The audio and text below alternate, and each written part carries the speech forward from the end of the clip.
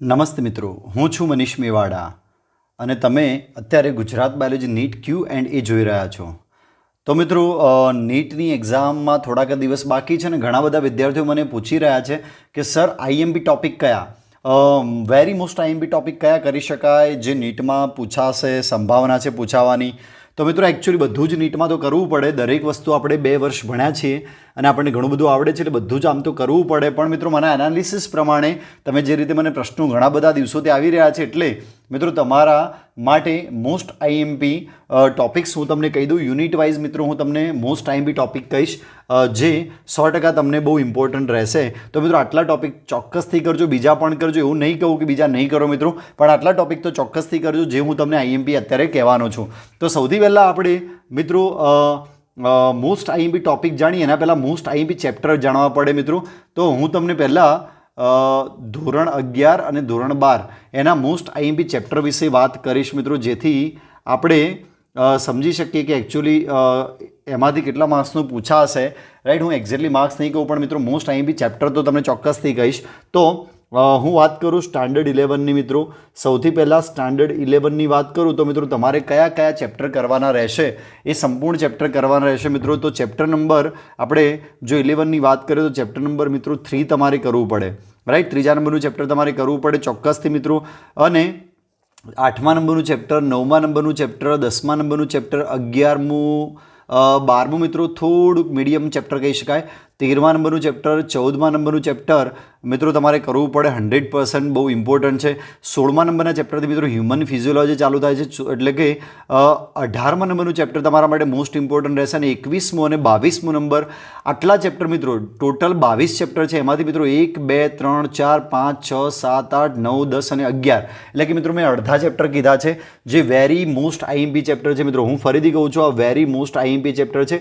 આ ચેપ્ટર તો કરવા જ પડે ને એમાં પણ મિત્રો 22મા નંબરનું ચેપ્ટર અને 3જા નંબરનું ચેપ્ટર છે એ જે અને 10મા નંબરનું ચેપ્ટર મિત્રો આ 3 ચેપ્ટર વેરી મોસ્ટ આઈએમપી કહી શકાય, વેરી મોસ્ટ આઈએમપી કહી શકાય મિત્રો. યાદ રાખજો, આ જે રાઉન્ડ કર્યા છે એ બધા જ ચેપ્ટર વેરી મોસ્ટ આઈએમપી એટલે કે મિત્રો 3 ચેપ્ટર 1, 2 અને 3 ચેપ્ટરને કમ્પ્લીટ તૈયાર કરવા. એક પણ ટોપિક સ્કીપ નહીં કરવો કારણ કે એના અંદરથી મિત્રો ઘણા બધા ક્વેશ્ચન પૂછાતા હોય છે મિત્રો. મારો એનાલિસિસ છે છેક 2018થી જ્યારથી પણ એક્ઝામ એકચ્યુઅલી 2015થી એક્ઝામ લેવાય છે ત્યારથી મિત્રો અત્યાર સુધી જેટલા ક્વેશ્ચન પૂછાયા છે એના આધાર ઉપર હું તમને કહું છું.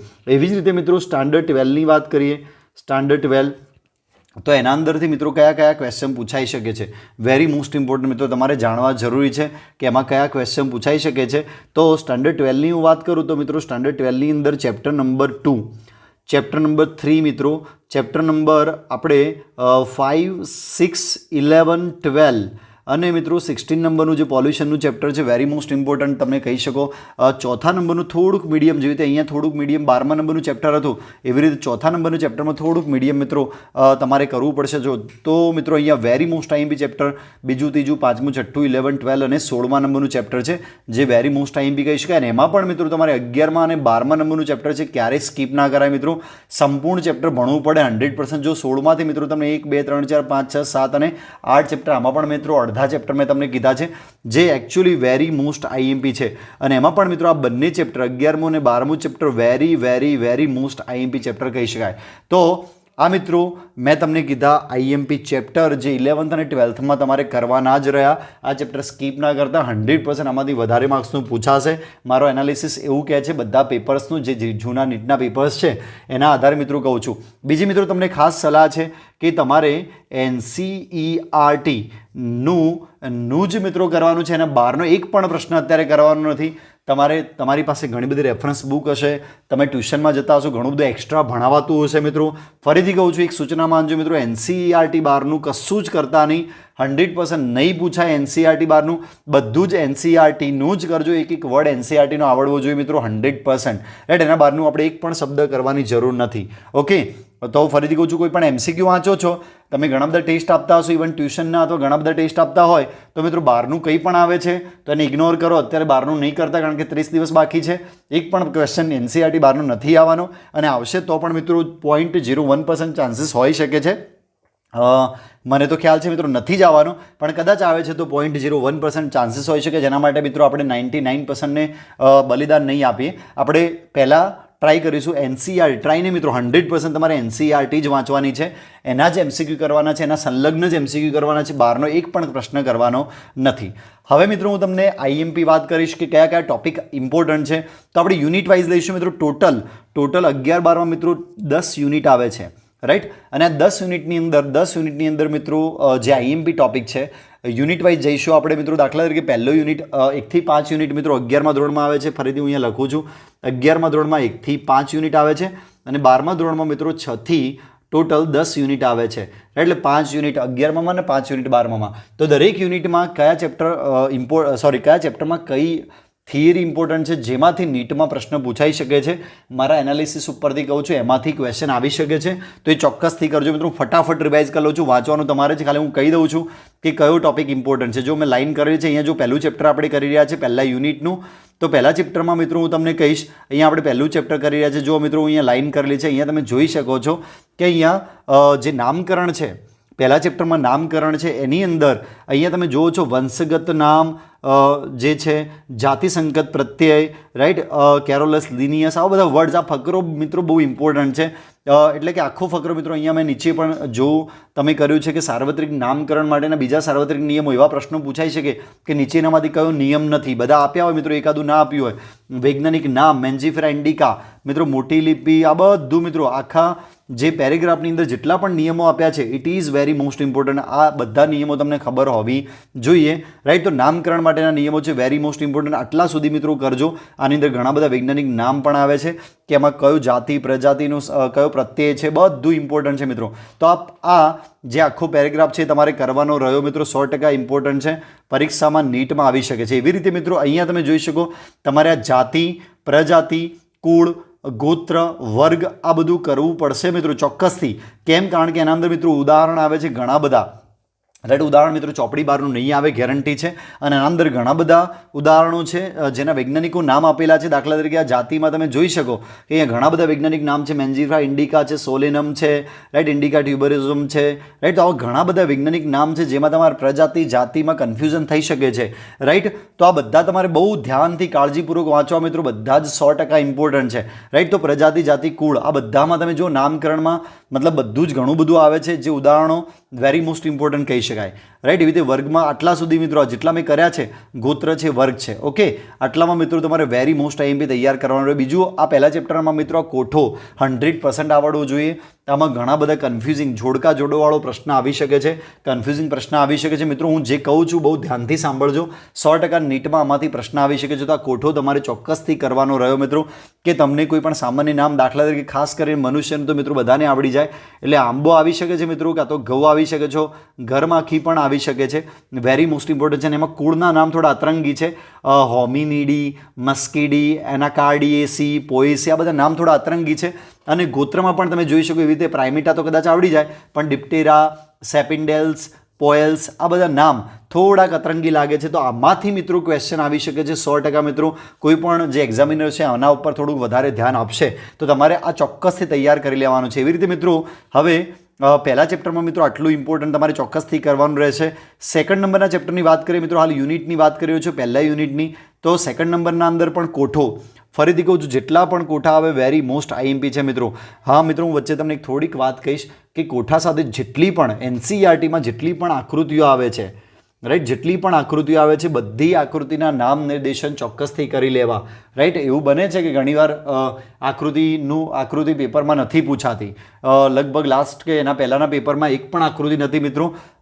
એના પહેલાંના જ પેપરમાં મતલબ કે 2021નું પેપર હતું, એમાં મિત્રો એક પણ આકૃતિ નથી પૂછાઈ. પણ આ વખતે મિત્રો ચોક્કસથી પૂછાશે, એટલે એક પણ આકૃતિ છોડવાની નથી મિત્રો. આકૃતિ બધી કરવાની છે, બધા ટેબલ્સ કરી લેવાના છે. ટેબલ્સના અંદર ટેબલ્સ ફોર્મમાં પ્રશ્નો પૂછાશે ચોક્કસથી.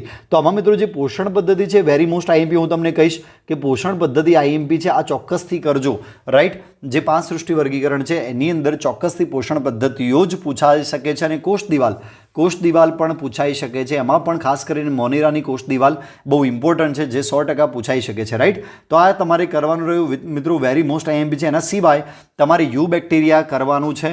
યુ બેક્ટેરિયામાં આકૃતિ કમ્પલસરી આપણને આવડવી જોઈએ. એના સિવાય અભિકોષ વિશે થોડું જ્ઞાન હોવું જોઈએ, નોસ્ટોક વિશે થોડું જ્ઞાન હોવું જોઈએ, રસાયણ સંશ્લેષિત સ્વયંપોષી એના બી નામ મિત્રો યાદ રાખજો. અહીંયા નાઇટ્રાઇટ અને એમોનિયાનું ઓક્સિડેશન કરે છે. આ બધું જ તમને ક્લિયરલી ખબર હોવું જોઈએ. અભિકોષ વિશે એકદમ ક્લિયર હોવું જોઈએ. તો યુ બેક્ટેરિયાની અંદર આ વેરી મોસ્ટ આઈએમપી ટોપિક કહી શકાય છે મિત્રો, જે એકચ્યુઅલી 12મા નંબરના ચેપ્ટરની અંદર આના વિશે થોડુંક માહિતી છે, એટલે ડબલ ટોપિક આવે છે મિત્રો. એટલા માટે હું આઈએમપી કહું છું કે ડબલ ટોપિકમાં આવે છે. તો વેરી મોસ્ટ આઈએમપી તમારે આનું ઉદાહરણ 12મા નંબરના ચેપ્ટરમાં પણ આવે છે, રાઈટ, નોસ્ટોકનું. એટલા માટે વેરી મોસ્ટ આઈએમપી કહી શકું, ડબલ બાજુ આવે છે એટલા માટે મિત્રો. તો 100% તમારે આકૃતિ કરવાની રહેશે. એવી રીતે મિત્રો આ ફકરો, જો અહીંયા હું લખું છું આ ફકરો, જેની અંદર મિત્રો મેં તમને કીધું કે આખું તમારી યુ બેક્ટેરિયાની અંદર આ પેરેગ્રાફ આકૃતિઓ ચોક્કસથી કરવાની છે. આકૃતિમાં ડીએનએ જોઈ લેજો મિત્રો, કોષરસ પટલ છે, કોષ દિવાલ છે, રાઈટ. એના સિવાય અહીંયા મિત્રો કેટલાક રોગોના નામ લખેલા છે, રાઈટ. લીંબુના ચાઠા વગેરે જાણીતા રોગો છે. તો આવા જે તમે વિચાર્યું ના હોય એવા પ્રશ્નો આવી શકે છે, રાઈટ. તો વેરી મોસ્ટ ઇમ્પોર્ટન્ટ છે આ જે મેં રાઇટ કરેલા છે પેરેગ્રાફ કરવા. એના સિવાય મિત્રો તમે જોઈ શકો છો અહીંયા ડાયનોફ્લેજેલેટ ઉપર પણ મેં રાઇટ કરેલું છે. તો ડાયનોફ્લેજેલેટની અંદર મિત્રો આખો પેરેગ્રાફ કરવાનો છે. ઉદાહરણ તમારે બહુ અતરંગી છે, ગોનિયાલેક્સ, જે એકચ્યુઅલી પૂછાઈ ગયેલું છે ઘણી બધી વાર.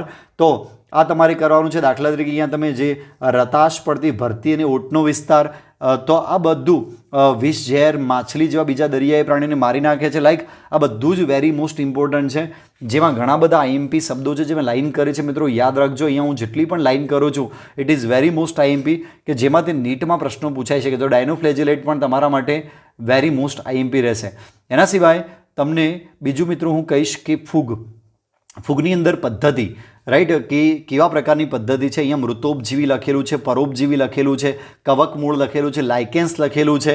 અને એના સિવાય મિત્રો આ ફકરો, જો આ ફકરા વિશે મિત્રો સમજ ના પડે તો મારો વિડીયો જોઈ લેજો આ ચેપ્ટરનો. આ ફકરો વેરી મોસ્ટ આઈએમપી કહી શકાય મિત્રો. અહીંયા લખ્યું છે ધાની બીજાણુઓ અને પ્રકીર્ણ બીજાણુઓ દ્વારા લિંગી પ્રજનન, બીજાણુ દ્વારા લિંગી પ્રજનન મિત્રો ના થાય. તો આ ફકરો મેં એકચ્યુઅલી સમજાયેલું છે મારા ચેપ્ટરની અંદર જ્યારે મેં આ વિડીયો બનાવ્યો છે આ ચેનલની અંદર. તો તમારે ચોક્કસથી જોવાનો રહ્યો મિત્રો, જોઈ લેજો ચોક્કસથી. આ ફકરો સમજવો વેરી મોસ્ટ આઈએમપી છે, જે મેં આ ચેનલની અંદર આ જે બીજું ચેપ્ટર છે સમજાયેલું છે એની અંદર મેં સમજાવેલો છે, વેરી મોસ્ટ આઈએમપી છે. એના સિવાય મિત્રો યાદ રાખજો ફાઇકોમાઇસેટિસ, આસ્કોમાઇસેટિસ, આ બધા જેટલા પણ ફૂગના ક્લાસ છે, બેસિડિયોમાઇસેટિસ, બધામાં ઉદાહરણ કરવા જરૂર છે. ડ્યુટેરોમાઇસિસ, બધાના મિત્રો ઉદાહરણ ચોક્કસથી કરી લેજો. એક ચોપડાની અંદર બધી ક્લાસ લખજો અને એનું ઉદાહરણ લખજો. 100% મોસ્ટ આઈએમપી કહેવાશે મિત્રો. એનાથી ટેબલ ફોર્મમાં પૂછાઈ શકે છે, રાઈટ. ઉદાહરણ ફરીથી કહું છું, ટેબલ ફોર્મની અંદર પૂછાઈ શકે છે, રાઈટ. તો વેરી મોસ્ટ આઈએમપી કહી શકાય. એના સિવાય મિત્રો સોરી, આ પ્રાણી સૃષ્ટિમાં મિત્રો નથી, આ મેં એકચ્યુઅલી પહેલાં કરેલું છે એટલે આ આઈએમપી નથી કહેતો હું તમને, રાઈટ. પણ જેટલા પણ મેં કીધા છે, હવે અહીંયા તમે આવી જાઓ પાછા, અહીંયા તમે જુઓ મેં આઈએમપી લખેલું છે, વેરી મોસ્ટ આઈએમપી. આ પેરેગ્રાફ કદી ભૂલતા નહીં મિત્રો. અહીંયા ઘણા બધા રોગો લખ્યા છે, રાઈટ. વાયરસ વિશે વાત કરેલી છે, ડીએનએ વિશે વાત કરેલી છે. તો ચોક્કસથી આ પેરેગ્રાફ કરી લેવો.